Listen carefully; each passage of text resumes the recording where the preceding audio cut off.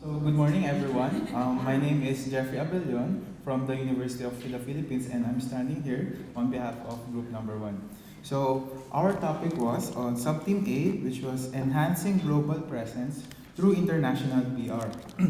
We just coined a new term, especially for this presentation, because we wanted something catchy, we wanted something new, so which is why we came up with this term, global engagement.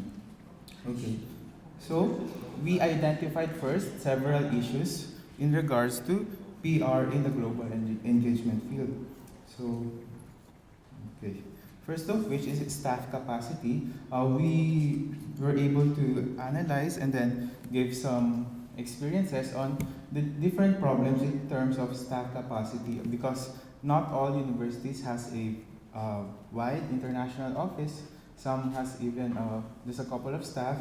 Some has a big number of staff members. So it differs from each university, but in essence, this is a problem that uh, will be or has been experienced by each university. Next is on language and culture. Excuse me. So this technically pertains more towards to the exchange students and probably some faculty members as well. So as we all know, as members of the international offices of our respective universities, we do exchange programs with various countries abroad. So one of the challenges our students face is, of course, language barrier. So another thing is the culture as well. So since some students, well, there are some students who do their research on their own. Some students are majoring in their preferred degrees with the specific language and the culture. But some are basically, for example, in our case, in our university, we have several students coming here in Japan to take up engineering, but they have no prior knowledge of the Japanese language. So this comes as a problem on their part as well. Next is, of course, funding. As we all know, this comes in terms of funding for the students, funding for research projects, collaborations between our institutions, funding for conferences like this. So this is also an issue that we identified as well. Lastly is, of course, future challenges. So we identified several possible problems that might be coming in the future. So as for the solutions for each issue, so I'll start first with staff capacity. For the staff capacity, we first of as I mentioned before, there are some universities that has some problems with staffing. We included capacity building because we thought that the best way to further improve the program, any kind of program in our universities is to train the staff who handles the program itself. And then next is towards the volunteer program. This comes to the student exchange programs. For example, in our university, our past exchange students, we kindly ask them to assist us in some of our events, activities towards the new exchange students, either incoming or outgoing.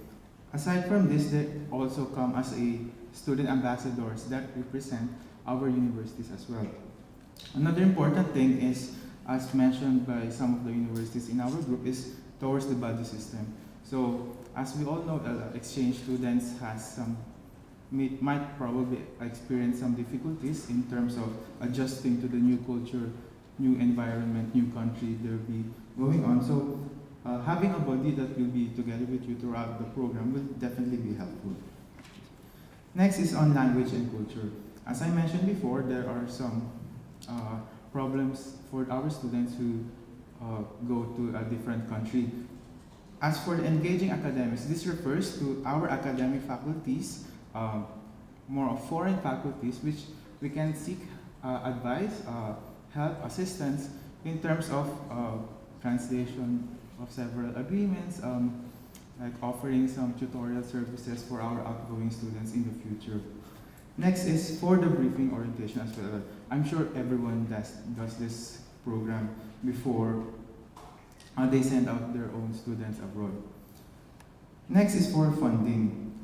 As we all know, as I mentioned again before, funding is an issue for everyone, especially for students or exchange students who are not so well off in terms of their exchange programs. They'd have to apply to scholarships outside the university, sometimes through the governments of each country. So if there's no available scholarship in your university, so there's basically no choice for our students to apply for external grants. And next is for matching funding. So this is a specific program. So basically, that agreement goes like the home university will shoulder 50% and then the host will be shouldering the other half. So it depends on each university, but this is one solution that we came up with. Lastly is towards future challenges. So we identified 3 solutions on this part.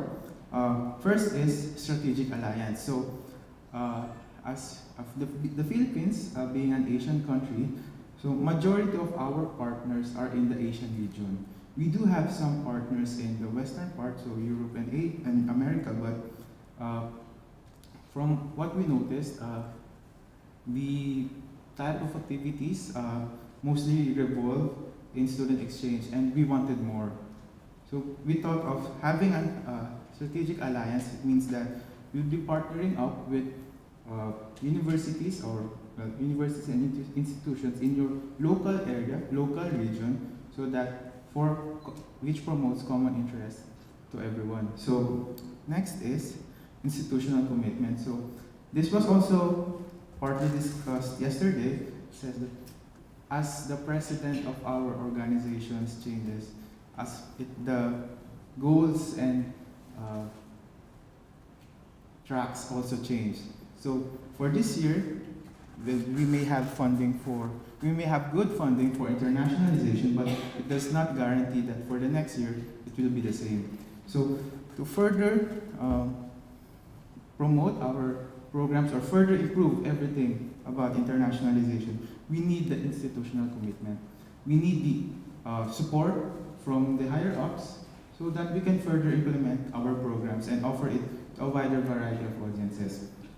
And lastly, for sustainable collaboration. So I'd like to give an example on this. In our university, when I came to the office as a staff around 2 years ago, I noticed that we have a lot of active agreements, but there are only few, active agreements such that it's not yet expired, but there are so many stale agreements, such that it's basically they partner up with us just to say that we're partnered with this university, to include in our website that we are partners. So we wanted to change that. We wanted to promote other activities. So basically, not only student exchange, we are exploring aspects on faculty mobility, and then research collaborations. And then as for the other universities, I think this is a goal for all of us as well, such that we'd like to have more activities in more areas of the world, because this not only influences our students, our faculty members, but also we can also provide influence to the host countries. Thank you. So